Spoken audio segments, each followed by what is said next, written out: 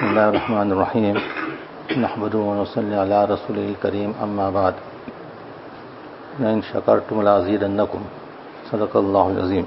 One of the greatest ni'mats Allah subhanahu wa ta'ala has given us is understanding. Understanding is such a great ni'mat of Allah subhanahu wa ta'ala. If we value the ni'mat of Allah subhanahu wa ta'ala, all our other problems will get sorted out. So a person can understand how important understanding is, reasoning is. Then what the result of that, he'll understand what is right and what is wrong, what is good, what is bad, what is halal, what is haram, and because of that, he'll have inclination more towards reading, understanding the Quran more, Hadith more, the Deen more. He'll enjoy his studies more. He'll study with enthusiasm. He'll study more. So that all depends on the person's understanding. How good the understanding is, according to that, his enthusiasm will increase more and more to study. So Allah subhanahu wa ta'ala is so kind towards us. He brought us to the madrasa to use that understanding, that gift of understanding Allah has given to us, to utilize that gift of understanding and to increase our education, increase our knowledge of Allah subhanahu wa ta'ala, increase our recognition of Allah subhanahu wa ta'ala, that we can understand the purpose of our creation. We don't utilize the gift of Allah subhanahu wa ta'ala for understanding, we'll never have the recognition of Allah subhanahu wa ta'ala. Imam Saudi rahmatullah alayhi, he explains the stages of knowledge, acquiring knowledge. He says the first stage of acquiring knowledge is istima', it is to listen.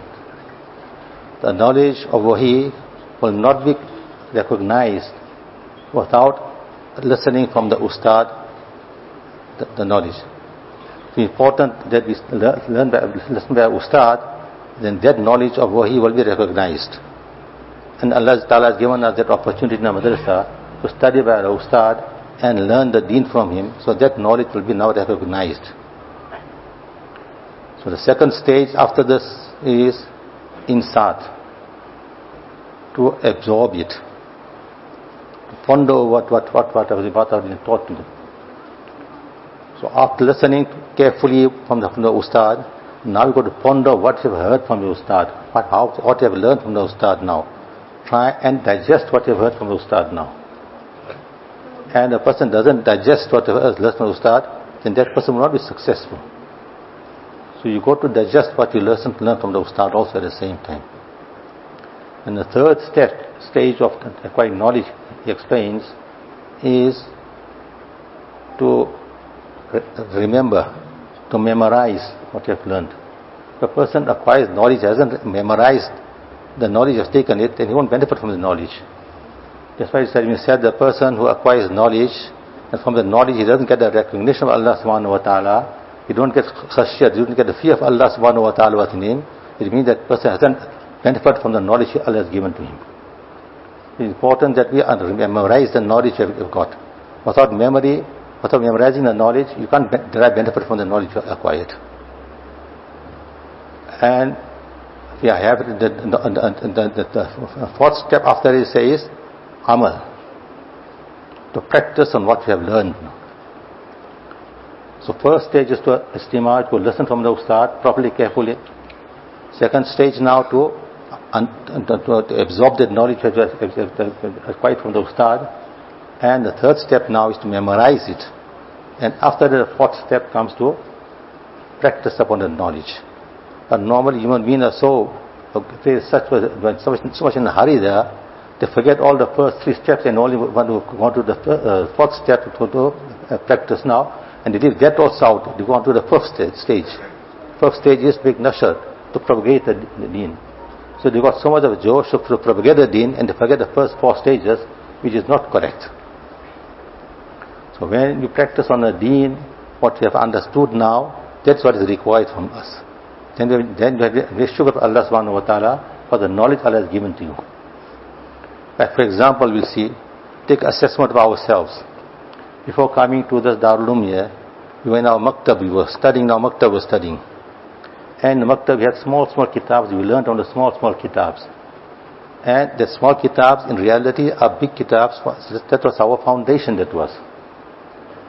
And knowledge of deen is such that you could have full confidence in the knowledge of deen, that this knowledge is from Allah subhanahu wa ta'ala, and our success lies only in this knowledge, nothing besides this. We have that conviction within ourselves, our success lies in this knowledge of deen, of wahi, then we are successful. Otherwise you cannot benefit from that knowledge. And we could keep in mind also that Nabi Kareem sallallahu alaihi wasallam always spoke the truth. He never speak a lie, he never deceive us in any way. If you have this within yourself, understanding yourself, then it becomes easy for you to practice on what you listen after it. So in our Maktab syllabus we read that how important namaz is, for example. That from there we learn from there the times of namaz. The 5 namaz we read and the times of namaz, when to read the namaz also. And furthermore we want to learn how many rakats to be read in each namaz also at the same time. Okay. Now you take assessment of ourselves and see now that we read namaz daily, but we read our namaz according to what we've learned in our primary madrasas. For example, you'll find we read in the kitab, the Zohar got 12 rakats we got to read. Do we read our full 12 rakats or we read less than that we read? Asr has got 8 rakats. We read our full 8 rakats, we read less we read. Maghrib has got 7 rakats. We read full 7 rakats, we read less. Isha has got 17 rakats, we read full 17, we read less. Jummah has got 14 rakats, we read full, we read less. From there we can judge how much love we got for deen, how much love we got to practice on the deen now. If we read less namaz, it shows that we got less love for Allah subhanahu wa ta'ala. If we read more namaz, we got more love for Allah subhanahu wa ta'ala. It comes in the hadith, a person who reads awabin, is a minimum of 6 rakats after Maghrib namaz, Allah Ta'ala will build a palace for him in Jannat. Now those who got yaqeen that the day will come when we're going to leave this world and we're going to go to Jannat and you want a palace to live there, he'll make sure that daily he reads awabin namaz, minimum 6 rakats after Maghrib will read. At the same time, we come to hadith, the person who is ishraq namaz. That's after sunrise, after Fajr namaz, sits on his place and he reads some tasweer, reads some Quran, makes some dua to Allah subhanahu wa ta'ala, makes some zikr to Allah subhanahu wa ta'ala. The sun rises a little bit after that, he reads 4 rakats namaz, or reads 2 rakats namaz. It's called ishraq namaz. Then Allah subhanahu wa ta'ala will give us the sawab for a complete and perfect and acceptable hajj and umrah. Understand how much sawab you can get for that now. And at the same time, Allah will make your risk easy for you also. So imagine how kind is Allah subhanahu wa ta'ala towards us. That to just a little bit of effort you got to put, and how much sawab, how much of reward you are getting for that.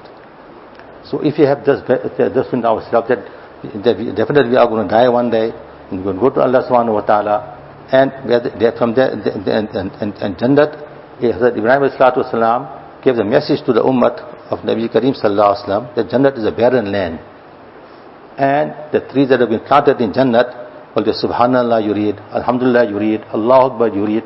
When you read this, then one tree will be planted in Jannat for you. In one hadith it comes, and Nabi Kareem sallallahu alaihi wasallam was reading namaz, and he went forward, and then he came to the back, and went.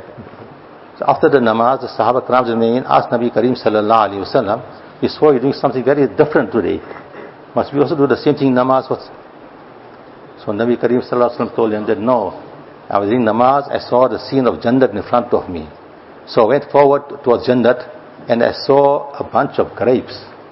I was about to break the bunch of grapes and bring it in my hand. But then I realized that that bunch of grapes were grapes of Jannat it is. I came back after that. Then I saw Jahannam and I went back a little bit. Then Nabi Kareem sallallahu alaihi wasallam explained to them that the grapes of Jannat was so big, so huge it was, that if you have brought a branch into this world, then till the day of Qiyamah, we shall get a khajur, the grapes shouldn't get finished also. So that's the quality of the fruit of Jannat. Imagine just one grape is so much. But we subhanAllah getting a tree in Jannat. What about that now? What will you consider a tree in Jannat? So if we desire a tree in Jannat, then we got to earn it in this world. You cannot get in the year after. So whatever you earn in this world, that's what you're going to get in the year after you're going to get. So the more we earn, read and obey the command of Allah subhanahu wa ta'ala, with subhanallah, alhamdulillah, Allahu Akbar, with our tasbih, read our Quran, read our namaz on time, Allah ta'ala prepare our Jannat for us in that manner there. So it's important that we have this yaqeen and trust that one day when we're going to die, we're going to go to Jannat, and our Jannat will be beautified with our amal of this world. It's very simple that a person, for example, whatever he earns, he has love for whatever he earns always. And he's attached to whatever he earns always.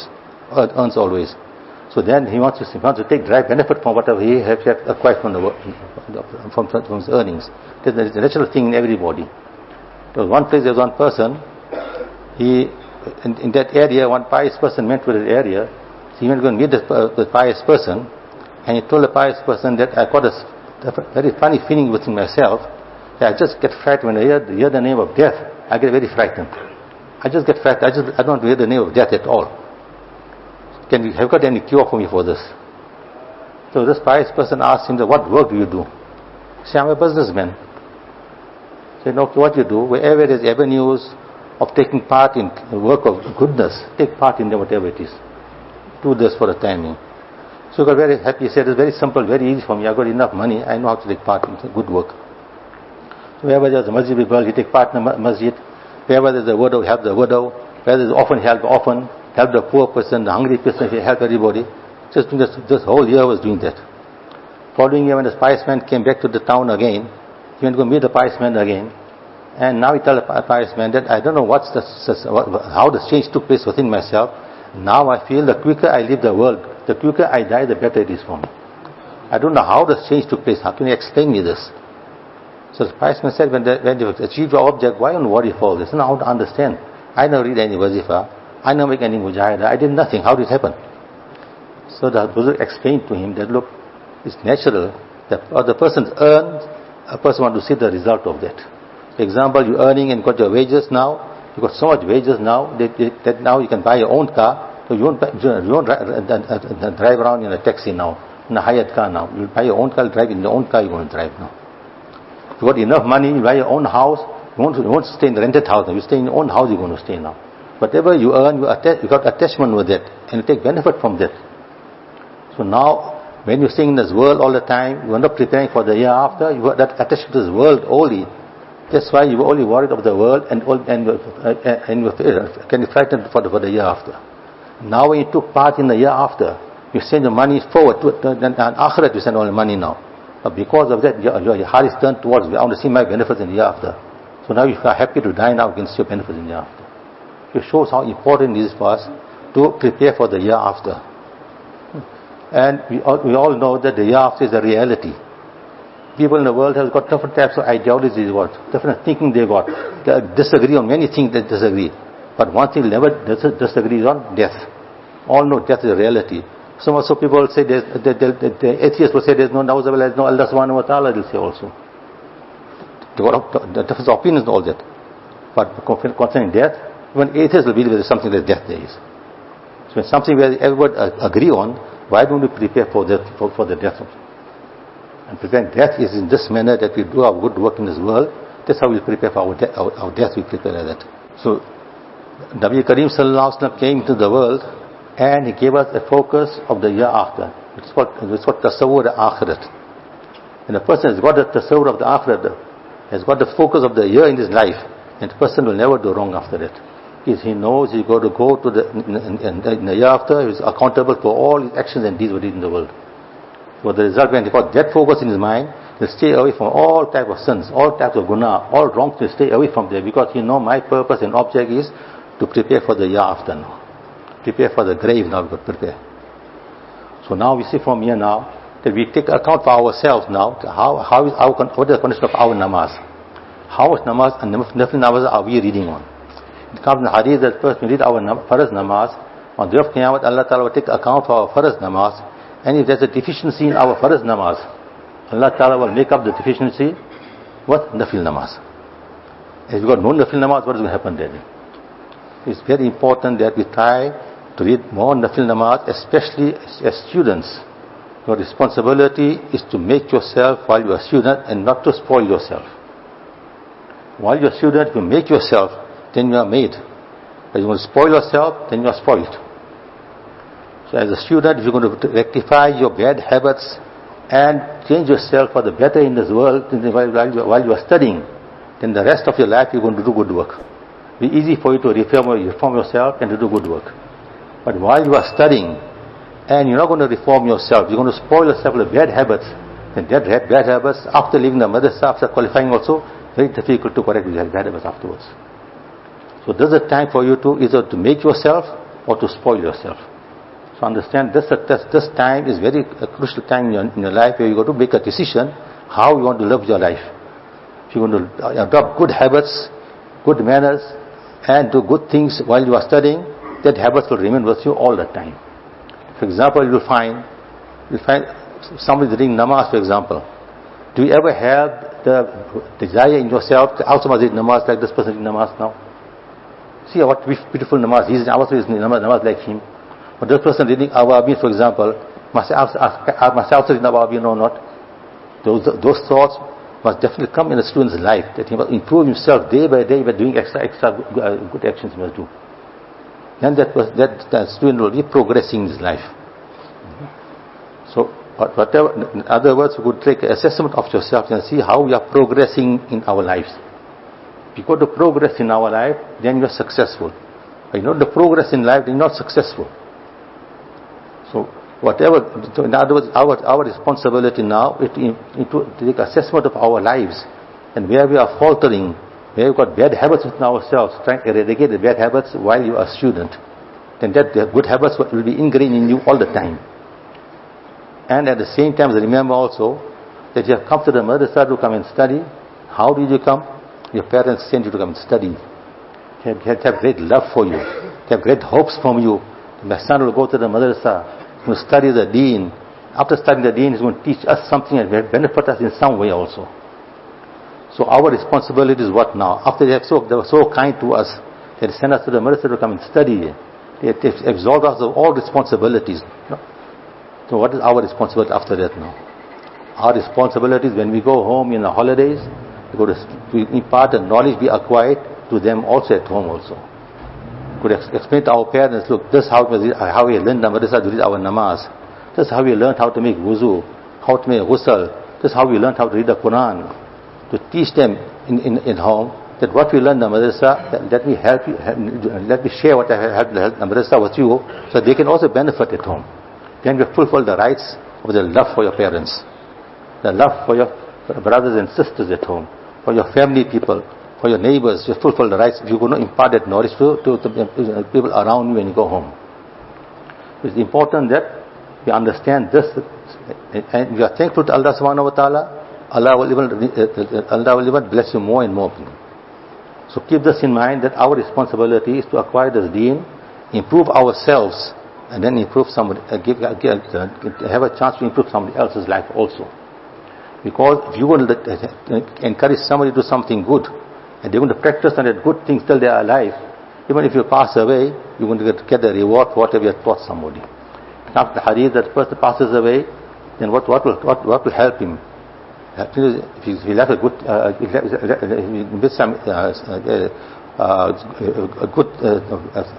pious child left behind, will make dua for him, of maghfirat for him, that will help him after he passes away. Or he has made something of such kind of jariyah, that will help him also when he passes away also. And if he taught somebody give some knowledge, then that, as long as people practice on that knowledge, he will benefit in his grave also. Once a person dies, all the action is closed. But these three actions will still carry on after the person passes away also. So we try and have this within that we could acquire these three things in such a manner that after we leave the world also, we keep on getting our sawab all the time. So this are the the fifth stage is now nashr after it, to propagate the deen to the people. So it's important that we could follow the 4 stages first. After you follow the 4 stages first, then the 5th stage comes to propagate the deen. But if you don't follow the 4 stages and practice on the 5th stage, then you're going to fall to some, you're going to fall to some in somewhere. You're going to make a mistake some, you're going to make a mistake. So it's important that we learn first properly, and then we practice upon it ourselves, then we teach somebody else after that. And at the same time, remember that we go to, they say there are 3 types of people. One type of people, group of people who are thinkers, who think. And one group of people are those people who think they are thinking. Understand? And the third group of people are those people who don't think at all. They say, rather we die but we won't think. Now you must see now in which category you belong.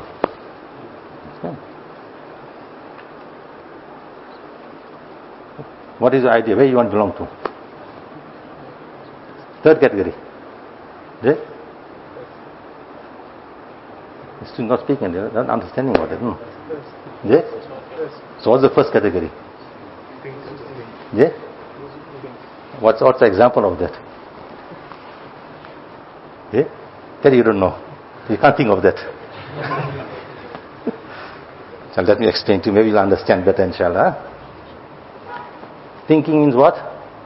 Allah subhanahu wa ta'ala says in the Quran that ponder over my creation.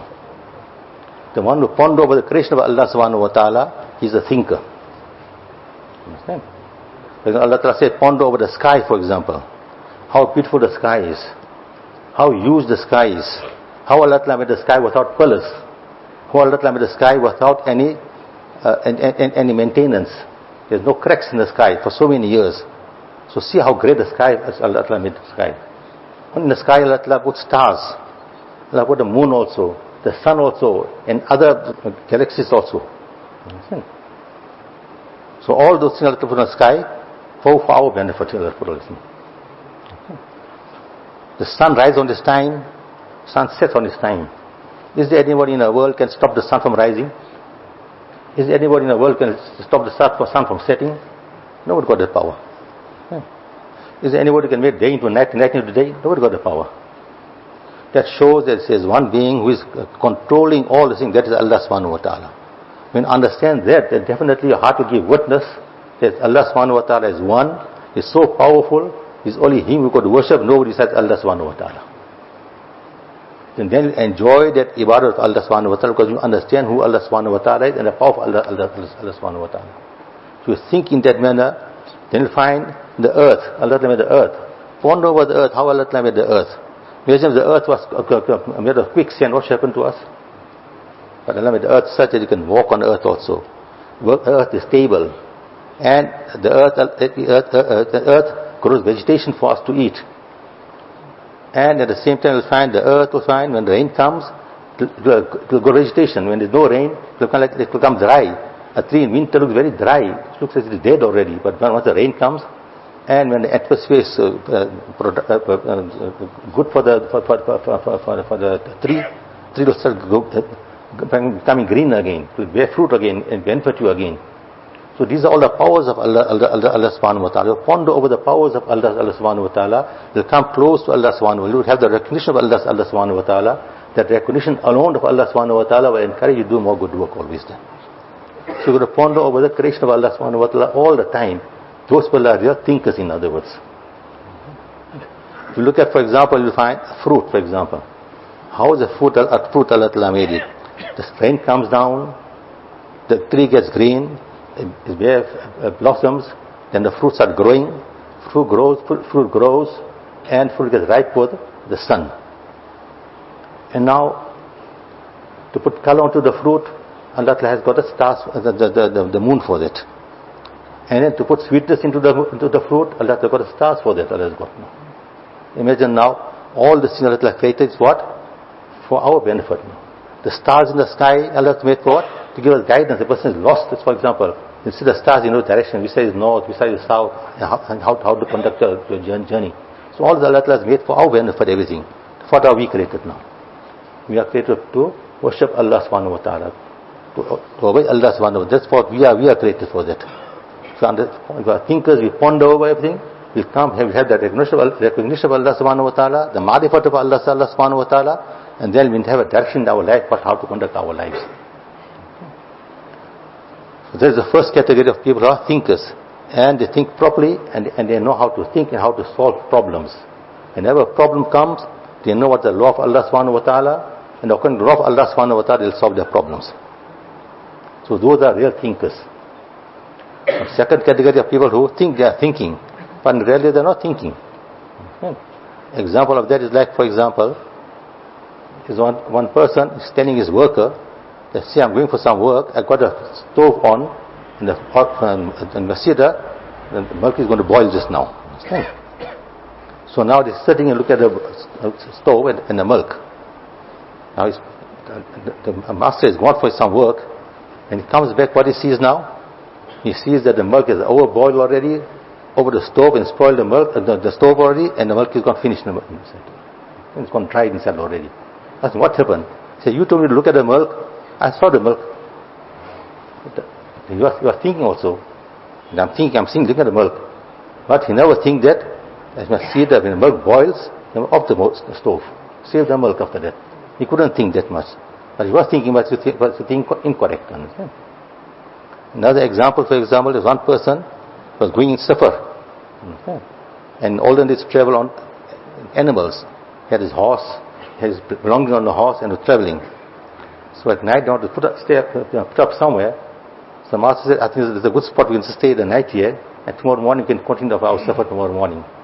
So his servant said, very good. He sat down, he put a small little tent, he put up a small tent to rest inside. So the master said, it's better if one sleep now, one stay awake and look after the animal and our belongings. And after when he wakes up, the next person can sleep, and he look after the belongings. So the master told the servant, rather you sleep, and I'll look after everything. Because you are tired, traveling or walking all the time. He said, no, I think you sleep now. I'm okay, I'll look after everything. For respect for his master also, whatever it is. Now he sat now, waiting now. After the master slept for a little while, he woke up and asked him that, don't you want to sleep? He said, no, you can carry on sleep. So what are you doing then? Said, I'm thinking. He said, what are you thinking? I'm seeing at the creation of Allah subhanahu wa ta'ala, how beautiful the sky is, the stars, the moon. Look at the mountains and the trees around me, I'm seeing that. So you can sleep, no problem. So he went to sleep again. After a little while again, after some time, some part of the night went past, he got up again. And asked him, don't you want to sleep? He said, no, you can carry on sleeping. He said, but what are you doing? So I'm thinking. He said, what are you thinking? I'm thinking now the thief came and stole our horse and the belongings. So tomorrow morning now, I won't ride on you or you won't ride on me now. He also was thinking, but the thinking was not correct, understand? So you go to think which is correct. You think those things that will benefit you. Don't think something that will harm you. So that is the second category. The third category are those kuffar Makkah Mukarramah, understand? Nabi Kareem Sallallahu Alaihi Wasallam to tell them the words of hidayat for them. Explain them what is your responsibility.